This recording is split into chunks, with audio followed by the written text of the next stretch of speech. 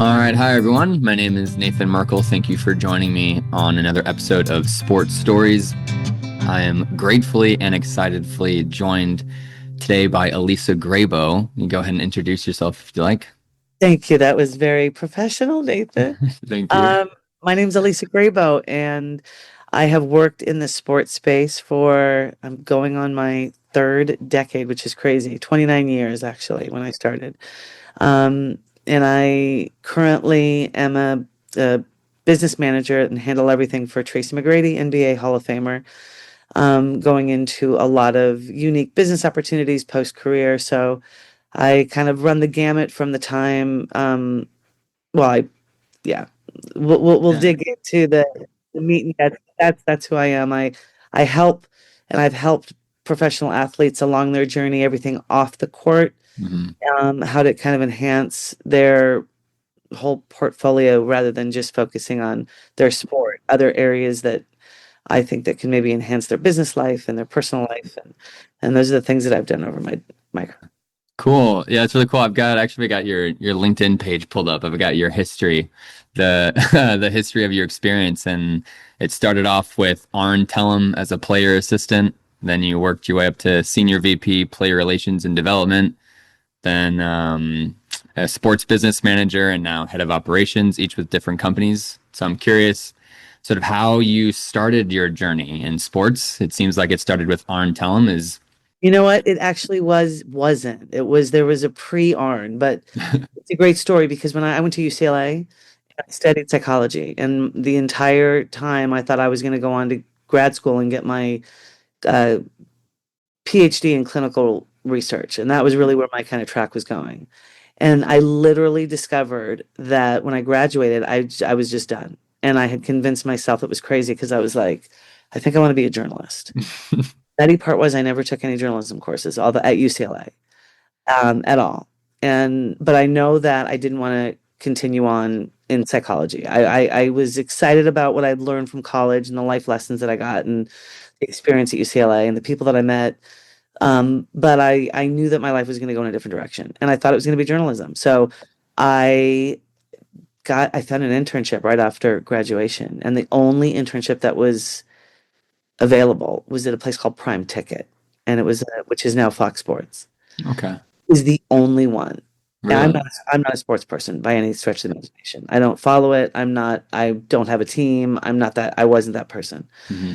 And I got this internship, and part of me was I'm kind of a finish when I start. Like no matter what, I don't know where it's going to lead me, but it's just part of my personality that like when I do something, even if it doesn't make sense to me at the time, I know it will, and I'll figure out why I was there. So I started, and literally the first day of my internship, I was the only female. And I walked in, and they said to me, okay, go in that back room and pull the highlights or mark the highlights on this baseball game. I did not know I was not secure in that position because I did not know what a highlight was. I didn't watch baseball. But I was the kind of person that I was like, yep, got it. I was always like, I'll figure it out. Like I'm a problem solver by nature. Hmm. Sat in the back room and I hated every minute of it. Like for a true sports fan, that was like, oh my God, that's a dream job. But for me, I was like, oh my God, it was like watching paint dry. And I did it. It was a 6 month commitment. I had to be there for 6 months. And I was learning a lot of things about the sports um, kind of news. And I realized at the very end of my internship that I don't want to be in journalism. Like I knew there's no way that this is for me.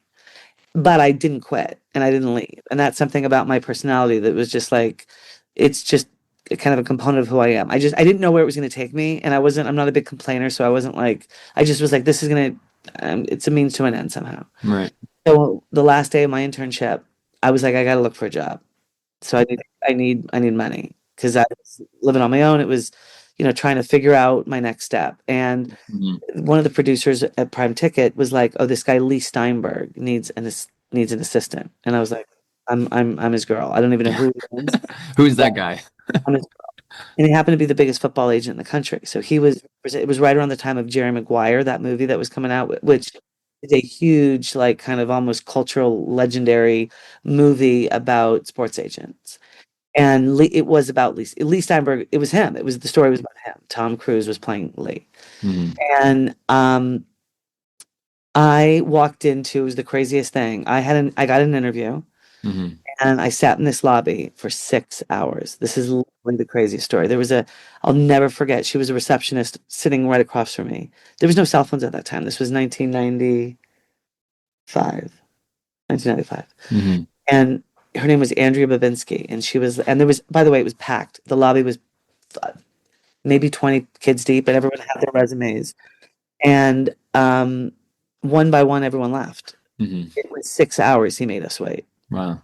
And I was literally the last man standing. I wouldn't leave. I was like, this is crazy. It was almost like a game. And that woman, and there was like two magazines in the lobby that was like old ESPN magazine. Like, I kept reading the same thing. We were chit-chatting. I'm a personable person. She was like, I feel so bad. I was like, don't feel bad. Again, in my mind, I was like, I don't quit things. I don't Right. leave. I'm going to figure out where this is going to take me. And literally, it was like on the sixth hour, and Lee came out, and I'll never forget this. He came out and he goes, "Are you my interview?" And I'm like, "I am your interview." He goes, "Okay, can you drive me to the Orange County Register? I'm doing an interview there. We'll do our interview in your car." I'm like, and I said yes. We got in my car, Oh my gosh. we drove to the Orange County Register, and I was like, "This is so weird." And we walk in, and he's talking the whole time. He asks no questions other than talks about him and his career and all this stuff. Hmm. And he goes, "Are you going to come in with me?" And I was like, "Okay, I'll go in with you." Sure. Walk in, and he introduces me. He's like, "What's your name?" And I'm like, "Elissa." And he goes, "Oh yeah, this is my new assistant, Elissa." And I was like, Oh. "I got the job." That's how I got the job with Lee Oh my Steinberg. gosh. And then, which I've never talked about this, but I can talk about this. So then he hired me. What I learned was, so Lee represented all the big, it was Steve Young, Drew Bledsoe, Warren Moon, all the quarterbacks. Hmm. And it was, it was just the elite of the elite Right. quarterbacks. And I worked for Lee. And at that time of his life, and I think he's been pretty public about it, he was he was a little loopy with some drugs. Hmm. He was crazy. Yeah. And I worked with him for 10 months, and it was the first Super Bowl. It was in Phoenix. I was so excited because I got this really cool job and I loved what I did. And he was weird, but like I was young, so I was like, let me figure this out. And this is my first job. And I guess it wasn't, I didn't really care about the sports part, but I loved the industry was great. The other people that worked in the office were fun. And we were in Phoenix, believe it or not. It was the Phoenix Super Bowl. It was in 1996, I think. And he has always had like the biggest massive Super Bowl party. And it was that weekend and I was realizing, oh my God, I don't know if I can stay working for him because he's he's wacky, like Crazy. crazy. He's like doing things that are not normal. Oh my gosh. We were in a limo with Mm. This is a great story, with Eric Karros, was a Dodger at the time, Amani Toomer, that was a Giant. He played for Hmm. the Giants. And then Billy, and I want to say Cunningham, that was also a Dodger. Hmm. Was at the time it was Lee Steinberg, and it was Lee Steinberg and then Jeff Morad. It was Steinberg and Morad. That was the firm that I worked for. And Jeff Morad, I think he actually bought the Diamondbacks, believe it or not. Really? Oh, yeah. So he was the baseball guy and Lee was the football guy, but I worked for Lee. Hmm. So in the limo, Lee was so not right in the head. At that time, I was like, this guy's crazy. So I was sitting up with the driver, the limo driver, because I'm like, I'm not going to go sit back there because that guy's wacky.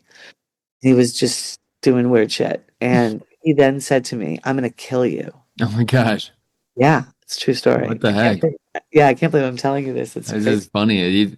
Do you think thinking back on that 6 hour wait, do you think that was an intentional like mind game, or do you think he was just too busy? He didn't No, he's too necessarily big. He care didn't care and about it, didn't care about people waiting, and he was challenged with drugs at the time. So, no, not a mind fuckery. Not oops, sorry. Not it's like okay, yeah. not like I'm gonna screw with those people. No, he wasn't that calculated at that point. He was just taking pills. Wow. But he told me he was going to kill me. And Eric Harros and Amani Toomer Hmm. had stopped the car, the limo, and they said, and I would the limo driver said to me, "Is that your boss?" I'm like, "Yeah, my boss just told me he's going to kill me." And Eric Harros and Amani Toomer said, "If you continue talking like this way to her, we're gonna fire you as our agent." Oh my gosh.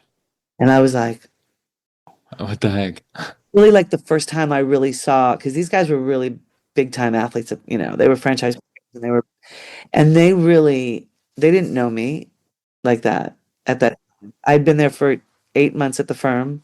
And they were humans, and they were like, I saw another side of like these guys that I really, really, really liked. Hmm. That they had power over the person who had power over me, and it was crazy. That's really cool. They they stood up for me, and I left the next morning. I flew home, um, and I called my parents, and I was like, I have to quit. Like, there's no way that I can work for this man. He just told me he's going to kill me. Like, there's no job that's worth this. But it's great. I mean, it was Lee Steinberg. The movie Jerry Maguire was being made after him. He had a downfall after I. Long story short, I left, and then he like ordered me like it was weird. Like he sent me flowers and stuff, and he's like, "You have to come back," and I'm like, "No, I'm not going to come." And so I said, "What I do want is," he's like, "I'm going to give you X amount of money to not tell that story that which just happened to us." I was like, well, I'm not going to take that money. You're going to double that money, and then you're going to give me a letter of recommendation because I was a really, really good employee. So I walked away with a little purse of money. I I wanted a job. I didn't want to, and he's like, you can't talk about this for 7 years. That what just went down. And I was like, no problem. Yeah. Like, I don't. I want a job. I want a career. I want a purpose. Like Right. and I didn't want to work in sports at all. I was like, these guys are nuts. Like I liked the players, but like the agents were nuts. And I had only had Lee Steinberg. So then I was like, I left him, but I was secure enough because I he gave me some money. Hmm. Um, and I got a letter of recommendation. That's And nice. that was more important to me than From Lee anything. Steinberg, yeah. So I was like, well, I can't not work because I'm a workhorse. Hmm. So I was like, I got to do something to fill my day because it's going to drive me crazy. Even though I was like looking at a big fat bank account, I Hmm. was like, still, I need purpose. So I became this is crazy, but I called, I was like, well, what do I want to do? So I went and I worked at a nursery school as like a nursery school teacher. At the time, What kind of 180 is that? That's so funny. I was just like, screw that. I'll just go to be a preschool teacher. So I worked at a Jewish synagogue, this place called University Synagogue in Brentwood, California, which is like swanky area. Hmm. And in my class, and I taught the 3-year-olds, and there Hmm. was a little kid, and I was loving it. I was like, I wasn't in the glitzy life of working for Lee Steinberg, but I did not want that life after what I saw with his tirades and the way that he treated people, and I was not up for that. I was not having that. Hmm. Too much self-respect. So I got in this class, and this little boy every single day came. His name was Eric, with a huge 3-ring binder Hmm. full of trading cards, basketball trading cards, and he knew every single player. And I was like, "This is crazy! Like, how does this little 3-year-old? He knew every. I mean, it was like Magic Johnson, Kareem Abdul-Jabbar, like knew everything." And I didn't put two and two together. I just was like his teacher, and we had teacher parent conference, and his dad was came in for a teacher parent conference, and I sat with them and I said, "Oh my God, your son, he's a good sharer. He's great on drug time. Yeah. He listens to us when he's on the yard." Like it was a parent, like of a 3-year-old. And I said, "But I have to ask you about the notebook, the big Hmm. binder, because how in the world does he know all those players?" And he goes, "I'm a sports agent. My name's Arn Tellem." Oh. And I was like, Oh. "I can't believe it, Arnie." I said, yeah, Arn. I said, I just worked for Lee Steinberg. I just left him. And he goes, "Do you want to work for me?" And I said to him, literally at my teacher parent conference, I was like, "Do you have a problem with drugs?" Yeah. And he's like, "No." And I was like, "All right, let's Then go." yeah, let's do it. I couldn't get away from sports. Like I was Oh my like, gosh. so then that's how I started with Arn. And as I was his son's preschool teacher, Arn thought I was really great with kids. Wow. and I had a good demeanor with people. And he saw that, and he's like, "You're going to be really great. You're so great with kids. I really want you to kind of handle all the players that come in that go right from high school to college, like to the pros, because they need extra hand holding, and Hmm. you'd be great with them." So that's how he put me on Kobe's account, Tracy McGrady, Jermaine O'Neal, and he also thought that I would do great with what I call the crazies. It was like that was like J.R. Ryder and Latrell Sprewell. I was with Hmm. Latrell Sprewell with the whole choking thing. Oh my gosh. And he was like, "You're great with those people. So, Mhm. I want you on there, to be with them and kind of be their person." So I was really making with the young guys, with Kobe and Tracy and Jermaine O'Neal, I was helping them do everything, like Yeah. get set up with their, when they got drafted and get their apartment set up. And, they're going through this kind of unique time. Like Kobe always came with family. So his family kind of really was insulated him and did everything with him.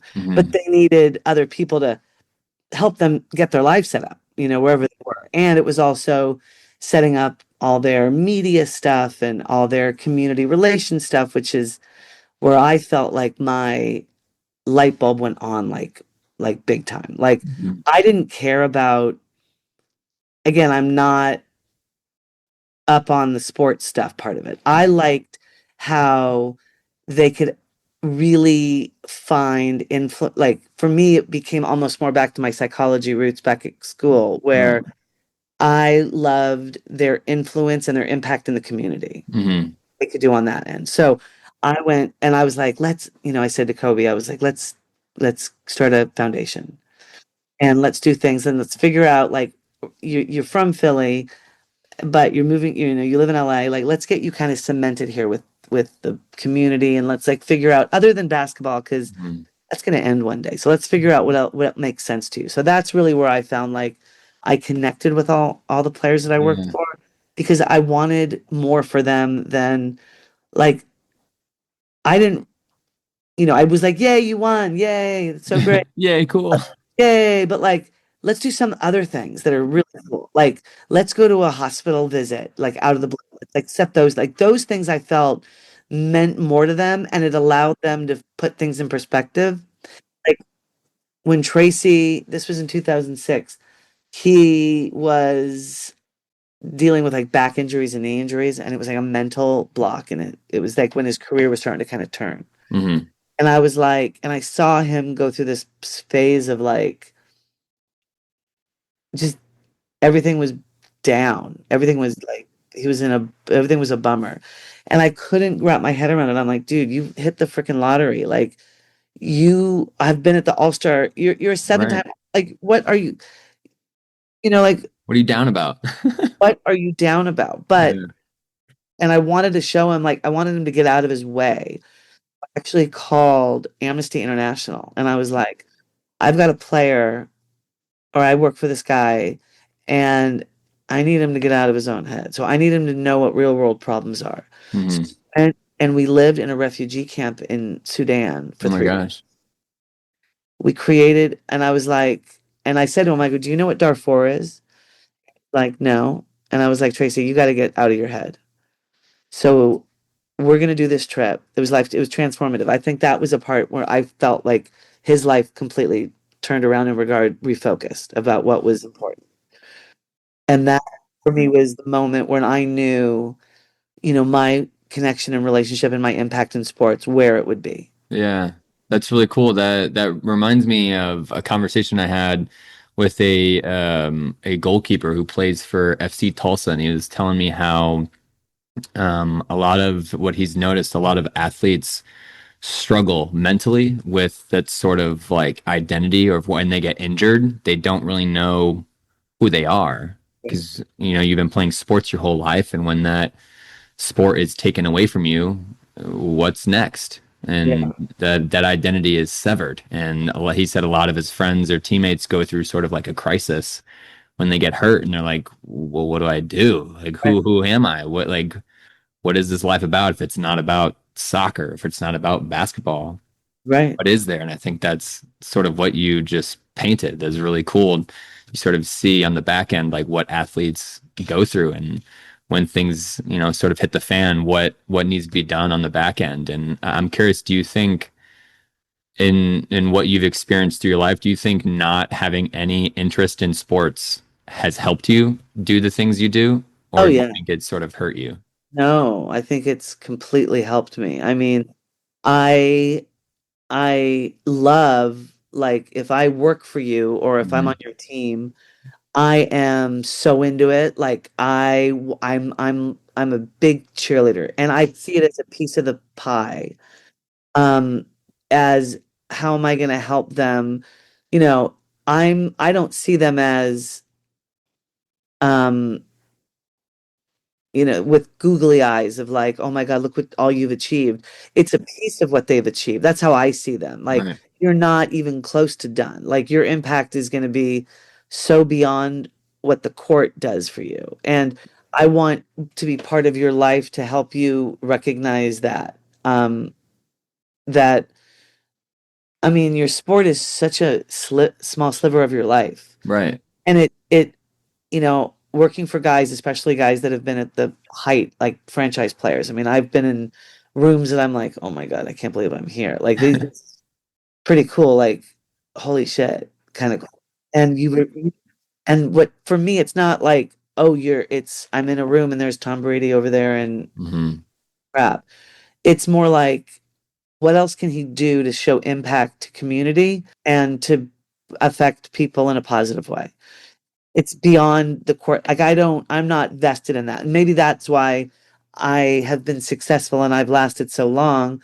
Um, because for me, it's much broader than the sport. They happen to be athletes, but that is not the part that I'm driven by at all. Yeah. Yeah. So do you think, I'm curious, so do you think if any individual out there wants to become an agent, you would recommend them to not be a sport fan? Because I guess when you do represent these athletes, instead of being like, oh my gosh, I'm with Tom Brady, he's so cool, you're more so of like, okay, it's Tom Brady, but what can I help him do off the field that helps him be Tom Brady? Right. And I think Is that's yeah, really cool.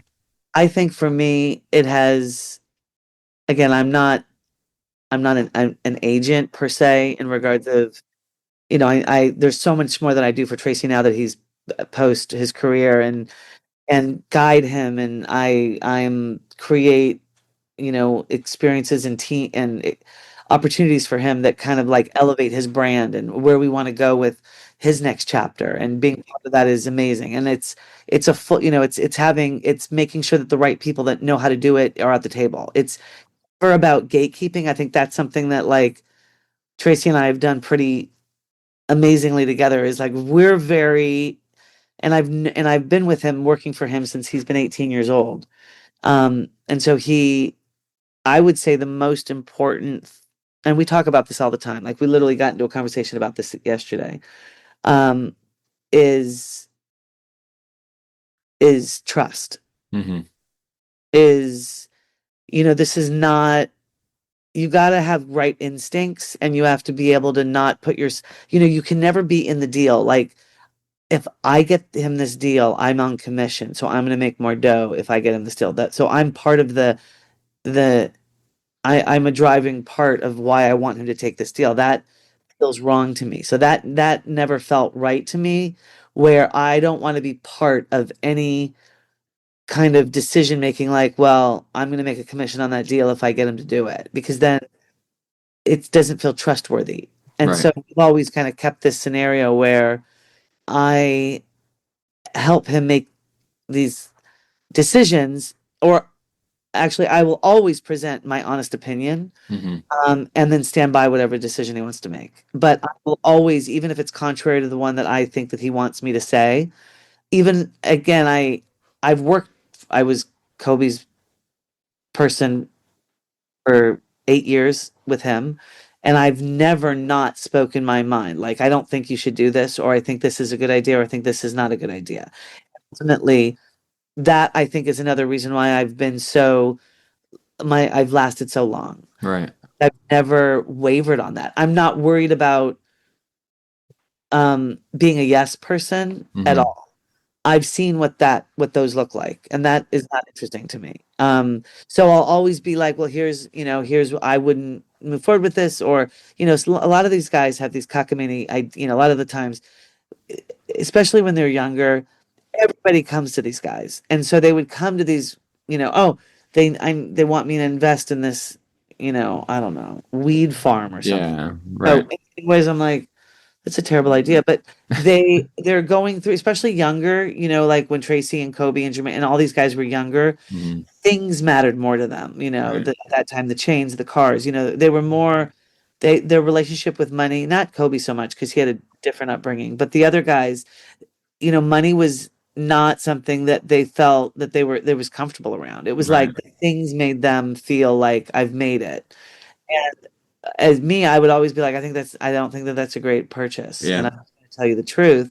They would maybe make it or maybe not. But part of I think my longevity is I'm always super upfront and honest with how I want to guide, how I would guide them, not feel intimidated about not making them feel good. Because it's like, and again, I could look back at my career and say, this is my 29th year with Tracy. Wow. And I've, I've never not felt that I was, authentically real in my guidance for him. And at the ultimate, at, at the end, he trusts me. Yeah. And there's no amount of schooling or coursework you can take or certificates you can have. If you have someone in your world that you really trust, that they'll learn anything. Like there's Right. areas that like he'll bring me to tables and I'm in rooms. I'm like, I don't know this space, but he's like, but I trust you.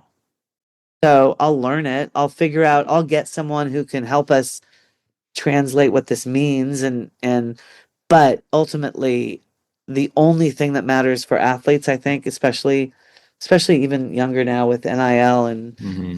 college, so much money, is trust. Period. Is finding somebody that you trust. I mean, if they know about sports, that's fine. If Yeah. they don't, I don't think it's a big deal. I don't know any about any games. Yeah. And I would say my career has been pretty successful in this space. Yeah, it's really cool. Do you think it was really funny? I listened to you talk there. You said your guidance of Tracy. It kind of sounds like you're almost a pseudo like psychologist in a sense, Yeah, like sort of like relating back to what you kind of wanted to be in yeah, school. Like you're sort of like a unofficial like life coach in a sense, and it yeah. sort of I like would say that. yeah, it Yeah, sort of like relates back to sort of what you wanted to do yeah, when you were in school to learning psychology. And so I'm like, wow, actually, like that makes a lot of sense. I feel like that's kind of what you're doing, just yeah. not, but it is, but it's not. And I've learned it's interesting because I didn't take one business course, but I literally am a grad student in business because I'm in so many rooms. I understand that space so well. Yeah. But for me, it became, I look at and I hope I always, I don't even know if you remember this movie, but there's a movie called Walk the Line. It was with like Reese Witherspoon, Yeah. about like, Is that the Johnny Cash movie? yes, Johnny Cash Yeah. movie. Yep. But and literally was just telling Tracy this the other day. There's a scene in that movie where Joaquin Phoenix is like coming off of drugs or something, and Mhm. he goes to her house, and then like the drug dealer tries to get there and like sell him drugs, and she's out there going, "Get away, get away, get away." Mhm. I was like, dude, that's me. Like Mhm. I'm the person who, not that he's a drug addict in any way, Yeah. shape, or form, but I am the one that's trying. There's so many people that come at them that I think my main role is to kind of try to keep his life as steady and unaffected with negative influence, because the influence is coming at you can't shield it, and there's an intoxication about that, but everybody coming to you and you're the man and all this stuff. So I, like, oddly enough, about 6 months ago, Tracy says to me, and we were working on this NBC deal that he just got, but he says to me, I'm changing my number. And I was like, holy shit, you've had this number for like a long time. Cool. Yeah. He goes, I gotta narrow it. I've gotta, whatever. Mhm. Can't be so accessible. And I'm really wanting the next chapter of my career, I gotta laser focus on this. And so Right. everybody still has my number. I mean, I've had my number since the beginning of time. And if you know Tracy business wise, you know it. I'm the person. I got more calls than you could even imagine with, yo, yo, yo, something's up with T-Mac's phone. I got to get the digits or something. And I was like, no can I don't do. know. Yeah. You got a new, I don't know. Is there a message I can give to him? Because, Yeah. and I'm Send it like, in the mail. I don't know. yeah, that's when I think, he kind of leaned into the next phase of his life and allowed kind of, you know, the good old days of just hanging with a bunch of guys and and there's also we actually funny we talked about this too. There's a guilt about like if somebody would call me, being a pretty normal person, Hmm. and they're like, "I lost my job," I'd be like, "Oh my God, I feel so terrible for you. Like I feel so bad. Tell me how I could, can I help? Or can I make a call?" Or something. When someone says that to him or someone with means like that, Hmm. there is guilt of what are you going to give me? Or Oh, yeah. so it's the power balance is off, and it's not. It's it doesn't warrant like people in your life, even family members. You're like it's complicates it because there's and Arnie told me this years ago. He said there's two problems with money: when you have too much and when you have not enough, and they're equally as messed up. Right. There's no difference. They're just the opposite. And you can say, "Oh no, no, it's so much better when you have money." I have seen families implode Yeah. have too much money because you can't ever satisfy. And Hmm. one guy lives like a king and your other guy is a normal guy, you don't is your job to make that normal guy, for the rest of his life, Not so so normal. Yeah. it's complicated saying that, but being involved in the guys' lives and being able to be a sounding board for personal stuff and business and kind of a people reader of like we've been down this road for so long. It's it's like it's just so easy Hmm. what happens. And then so that's what I've done my whole career, kind of helped the guys broaden out their lives and their get settled and then make a home where they land and make sure that they're okay. Yeah. That's Um, really cool. Yeah, it's a very illustrious and colorful past you there. And what you're explaining is sort of like randomly popped in my head, like of a sort of, I guess, a painting a picture of what you do of like you said during the movie of Walk the Line of how Reese Witherspoon was sort of waving them down. I just pictured this is gonna sound wild, but I pictured a pool boy where the athlete is the pool and you are the pool boy with the filter and you're just filtering them out yeah. constantly and you just have this net and you're continuously filtering them to be readily accessible, readily available, to be in good shape and healthy, happy, whatever, and you're just sifting through. And like I think that like sort of represented what you do. I was like, wow, that actually might be real. That's really cool. Yeah, no, that's actually a really good way to kind of visualize it because there are so many that's the I think the thing that I watch every draft when these kids are drafted, and I'm hoping I know what they're facing, and Yeah. I know that family is going to get all wacky with money, especially first rounder kids. I'm like, oh my God, make smart decisions, and the most important thing is who you choose to get you through the Yeah. The trust, right? trust. That's it. I mean, Yeah. and it's even you know it's such a untrustworthy business. And when you find someone that you're like, no, no, no, no. And I really understand why they always have so many friends around because they want to insulate themselves with people they think they can trust. But sometimes even those people, those are the ones you can't trust. So trust is everything, and it will cost them, you know, it's expensive when you first start because money is just going everywhere.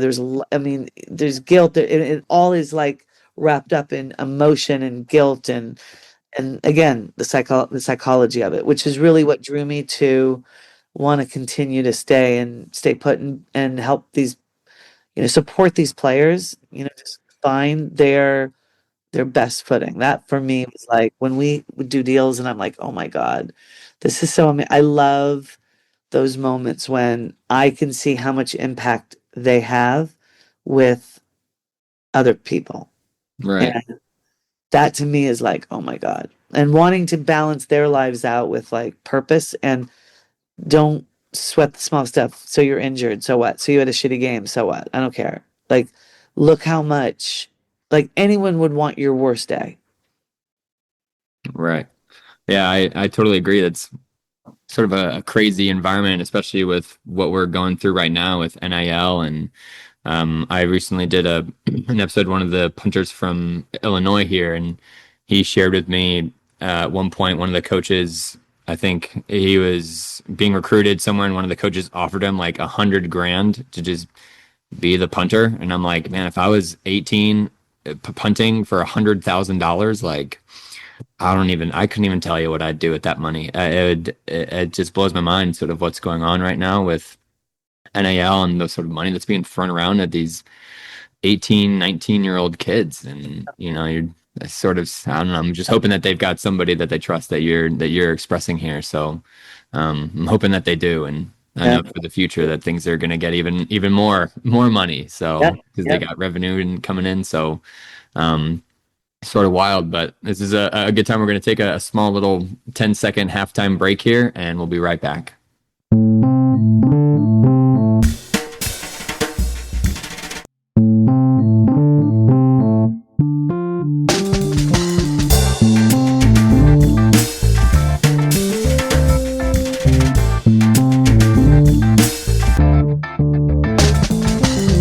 Welcome back, everybody. Hope you enjoyed the first half of the episode. Talked in depth with Elissa about her journey through sports, how she sort of started off in school, not even interested in sports, studying psychology, randomly sort of met. I got a job with Lee Steinberg and then became a pre-K teacher.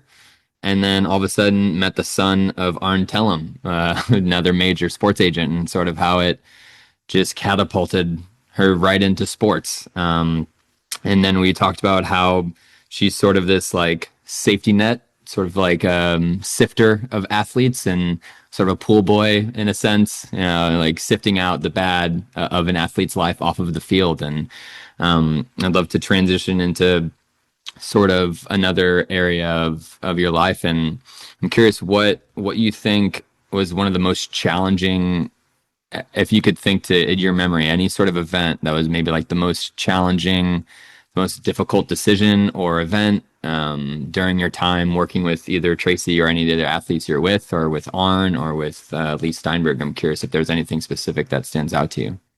Um, the parts that were, I would say, most difficult were associated with family members and finances. Once you kind of start working for these players and you're really kind of embedded in their lives, you're making arrangements, you're doing travel, you're almost sometimes the conduit to messengers. Oh, my dad called, he needs money. That's the part where it became complicated because again, relationships change and you're in these guys' lives, and at Hmm. least I am, in a way where you're seeing the harder emotional parts of their lives, and that for me was always hard. Just kind of being a support system, or even having to, there's some players that I have worked for that, their parents are not always make the like a decision, that it's just all financially based sometimes, and Right. so it's hard to see that part of it. And that I think for me was hard to kind of help a lot of these guys Hmm. process, like just the change of that, just that's the hard part for me. Yeah, yeah, I understand that. It's really interesting. I feel like that's sort of really common. It reminds me of like when somebody wins the lottery, like all of a sudden you realize that you have a lot more friends than you originally did. Then you have none. Yeah, And and you have then none. yeah, and you realize you actually don't have any because people only like you for the one thing and not actually for who you are. And it's sort of crazy, the thing you're expressing. I feel like that happens to a lot of professional athletes or just individuals that have a lot of wealth. Sometimes people are a little bit fake, and Yeah. I think that's the unfortunate truth. And And I um, wouldn't also, guys with that have power, I wouldn't tolerate like what I did with Lee, like the what in my first story, where I wasn't going to let him treat me, he was mistreating me. He was yelling at me, screaming, he was doing things because he wasn't in the right mind. And right. I wasn't, no matter what job, no matter what career, no matter what accolades, I would not tolerate a environment that wasn't, that was going to be oppressive to women or anybody. And so Right. again, I think I was not, sometimes women I think would maybe, there's a few women that joined the agency that maybe they had an ulterior motive. They wanted to meet an athlete just to kind of, and I think you have to be really mindful of your objectives. Hmm. But tolerating anyone, that isn't treating you professionally, like I think that's why I lasted so long. Like I was so focused on what I wanted to provide, the value that I wanted to provide for them, Hmm. and how I want to make their lives better, that I wouldn't tolerate being mistreated or you just don't have to. No matter what, I don't care what role, what job you're in. No amount of money. I would rather work somewhere else or, I don't care where I worked. Maybe I be don't a pre-K teacher, a preschool teacher again. literally I did. I went from working for Yeah, Lee Steinberg yeah, at the Jerry Maguire time of the world, yeah, a preschool because I wouldn't tolerate him what he was doing. And again, for me, that was just my ethos and who I am. yeah. It's really cool. I want to sort of switch gears to the positive. I'm curious if you could think back to a time. Is there anything that you look back on your career or your experience working in this industry? Like, is there any specific moment that you're like, wow, this is ethereal. This is, this is epiphanous. Like, I'm having a crazy. This is so fun. This is so cool. Is there ever Oh, any sort oh of my God. I think the moment that I realized like the job that I chose for my career allowed me to do and see all the world. I mean, I have been to the Philippines, to China, I mean, I've been to all-star games and Super Bowls and I've been to the most incredible experiences and Mhm. it's not, and I loved it. I loved the perks of this job. It is to have, I sometimes look at people and I'm like, I have a fun job. It brings me so much joy, not only because you get to go to cool things and it's fun to go, oh my God, let's go to that game, or oh my God, we could go to that concert, or, there's a lot of these moments that are great. But for me, I think the biggest moment is when Tracy and I were in Africa, Mhm. and because of that trip, we were so inspired to help. Mhm. And my goal was get Tracy out of his own head and realize that his injuries aren't that big of a deal and he's got life beyond basketball. And my goal was trying to show him like the world at large, like look at what problems are. Right.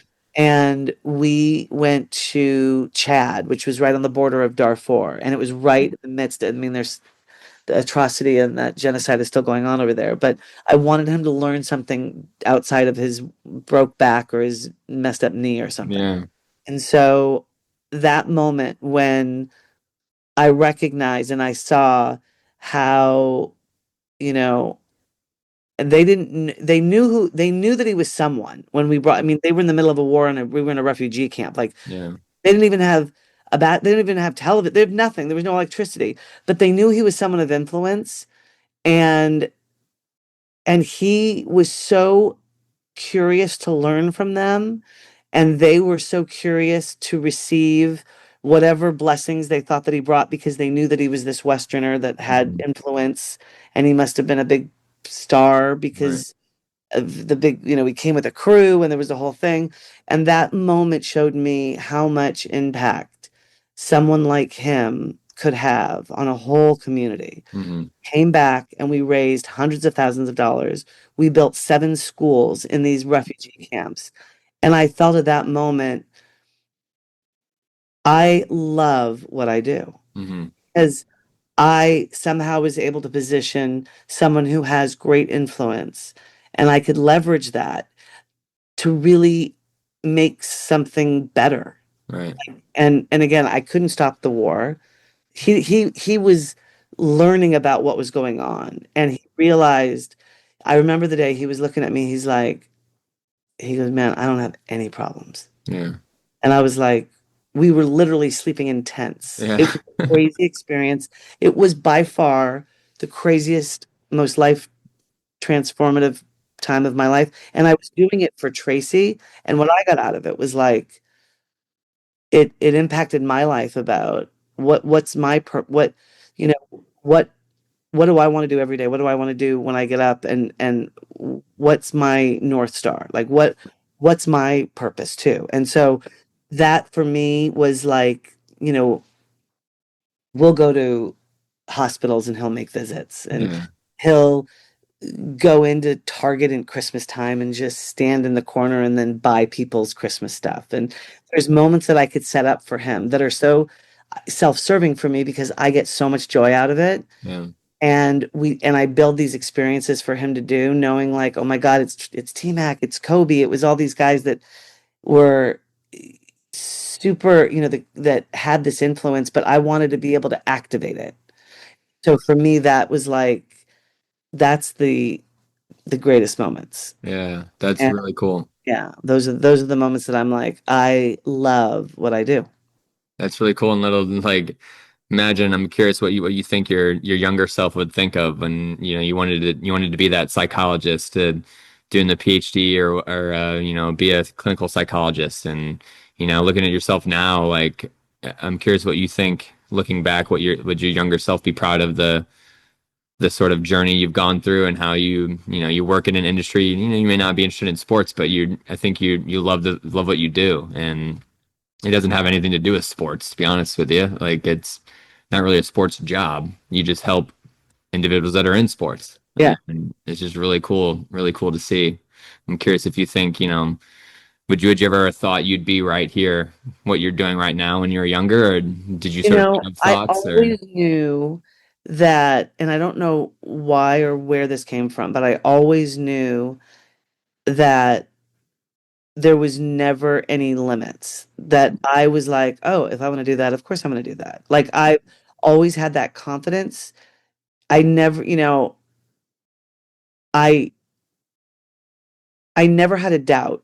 There was no, it was always like, of course I'm going to do that. Of course, like I was, like I can't explain it, but I've always been, this is so weird, but I have this weird, and this is really weird. You're going to think that this is weird, but I have this really weird skill set. And Mhm. John is going to laugh at me when I tell him that I shared this with you.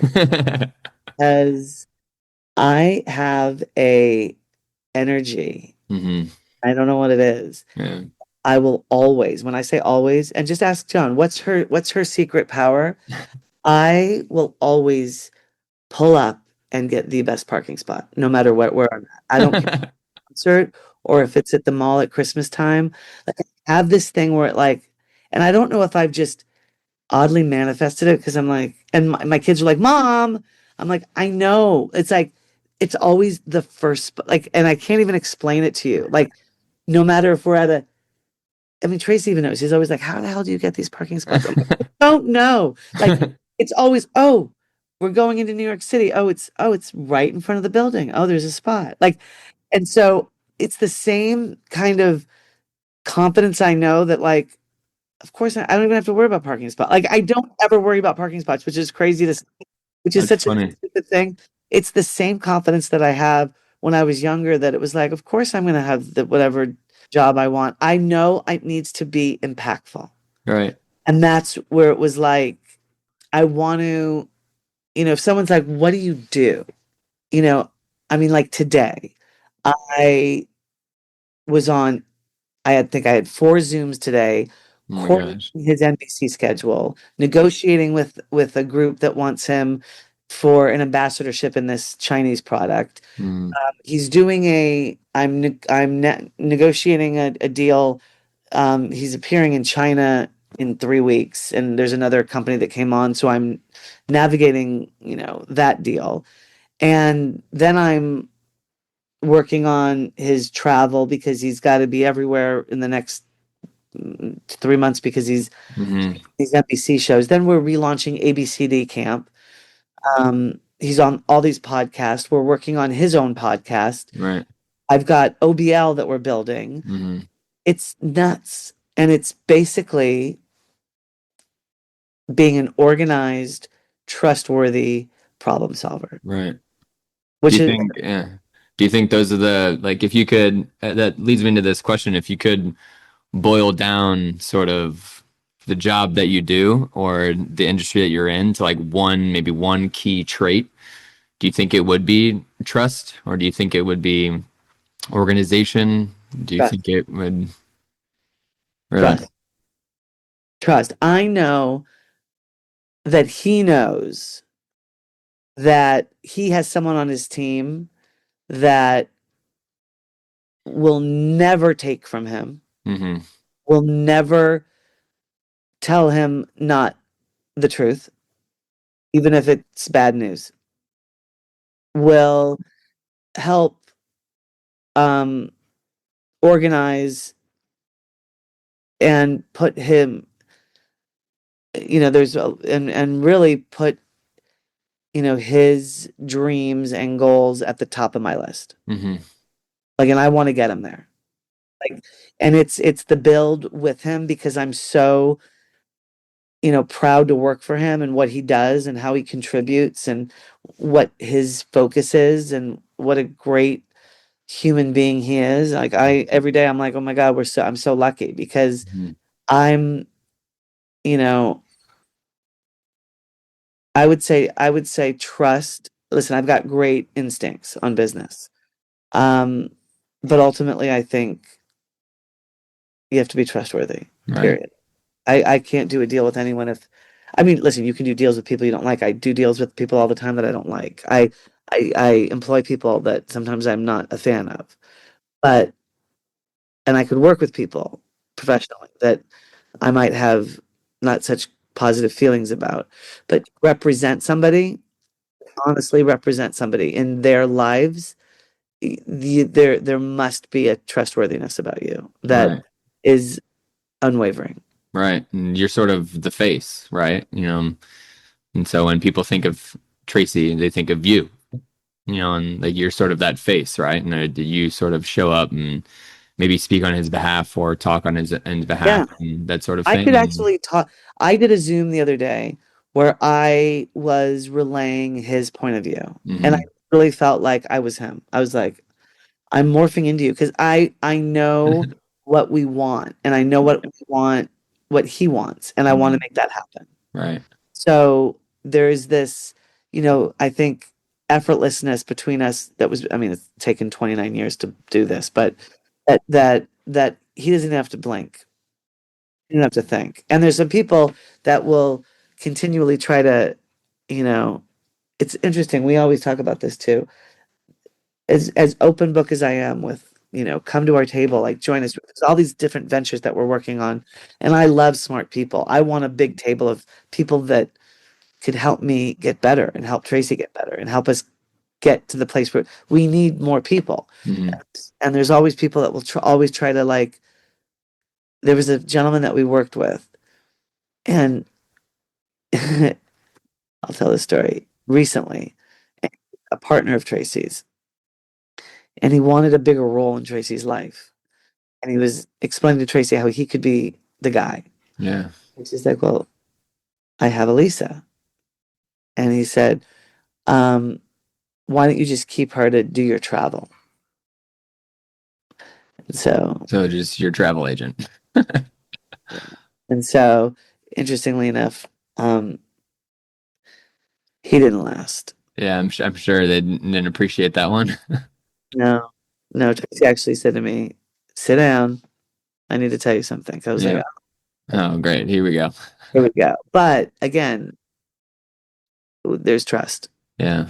And That's when, cool. especially again, when an athlete finds that and has that, there's the sky's the limit. Yeah, that's really cool. I feel like that's sort of difficult to find nowadays. I feel like For the with unicorn. with the rise, there's so much technology going on nowadays. I feel like there's less and less Yeah, human to human interaction, and a lot of people are more, I guess, enticed by what's behind a screen or what's the voice inside a phone or a DM or things like that instead of, right. People. yeah, people face to face, shaking hands, making, decisions face to face. And I think that's one thing that I'm a little worried about in the future, just because I think, this generation is very technologically reliant, instead of being more face front with people, and that sort of brings me to my next and final question. I'm curious what you think what the future looks like, either for you or for Tracy and his ventures, or for sports. I'm just curious. You can answer it however you'd like. I'm just curious what you think the I'm future so looks like. excited about it. I think when I look at sports and I look at how it makes me feel, Hmm. those moments. So, um, Tracy was just at the Bills game, Hmm. the Crazy game. Yeah. crazy game. And, he's a limited owner. And so he went there and it was the first game of the season. And he's like, and I'm watching it. And I'm watching it. I was like, uh-oh, wait, they scored. Oh my God. Hmm. Now I know I can't text him because then it'll jinx it. You know that thing when you're like, wait. And I was dying to call him because he was at the game. And the minute the game was over, I'm like, please tell me you're there. Please tell me you didn't leave. Please tell me you're there. And he was like, are you kidding me? Are What you the kidding heck? me? I'm gonna leave. Are you out of your mind? No way. And we went on this amazing, it made us feel so good. Hmm. And we couldn't stop. Like, he was like, that was crazy. That was the sickest thing. Those moments our world needs. So sport can bring us there to those Right. moments that we're like, that was great. And nothing can, you know, because I think like you had referenced, our world is we're so separating and we're Hmm. so not reliant on human connection anymore. That when you see live things and you see things that you can get behind and you can like, my team won and we all are, it was funny because the Twins worked at the Nets this past year. Hmm. And I was like, we're going to go to a game because I want to see them at work. And they were VIP hospitality hosts. And they were running around and I'm watching this game. And again, I don't even remember the last time I went to a NBA game. Actually, I think last year, but we were at the Nets. Who were they playing? Maybe the Pistons or something. And ha I mean, it was such a great game, and everybody in the arena was like getting behind it and hooting and hollering and screaming, and it was a close game and whatever. And I'm looking around it, and I was like, half of these people voted one way, and half of them voted the other, and nobody knows. No. And right now, at this very moment, we're all in it.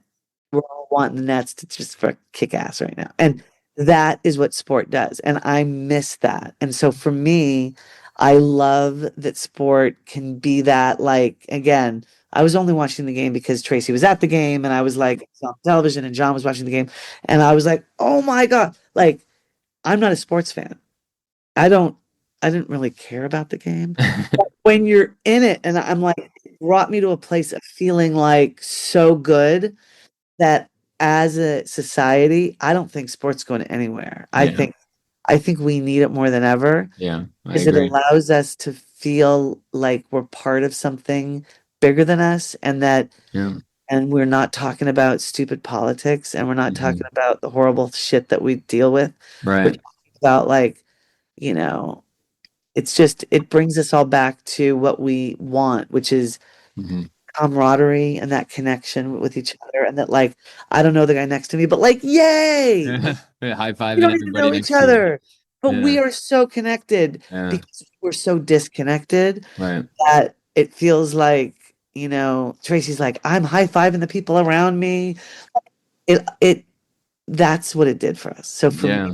I'm excited about it. That's really cool. That makes me like think of sports as a sort of like grounding mechanism or platform, I guess, for basically everybody in the everybody in the world. Yeah. It's sort of that release, that escape from reality, I guess. People come to a game and they expect to just be entertained. Like you have no control over it, and I think the volatility of it is what makes people love it so much. Yeah. And like you show up to a game, you're like, man, I just want to be entertained. And Yeah. games like that Bills and Ravens game, like you really get your money's worth if you stayed. And I know half the stadium left. And there, I bet they're regretting that. But it's just sort of crazy what it can do to bring people together and do all these crazy things. And it's sort of wild what the future is. I'm really intrigued and excited for what the future is going to look like. I'm a little nervous because I know that there's a lot of technological advances right now. There's like virtual reality. You can like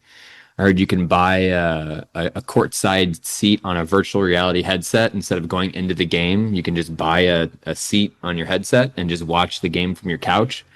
And it's those sort of things that make me nervous. Because the things that you described, like you got to be in there, you got to be in the thick of it, you got to be in the shit, in the stadium with the people next to the random people you're high fiving, stuff like that, and you can't get that from a VR headset. So that's the only like sort of doomsday. I'm like, oh my gosh, but Yeah, I I, don't know if I it's going to be there and it'll be an option and a choice.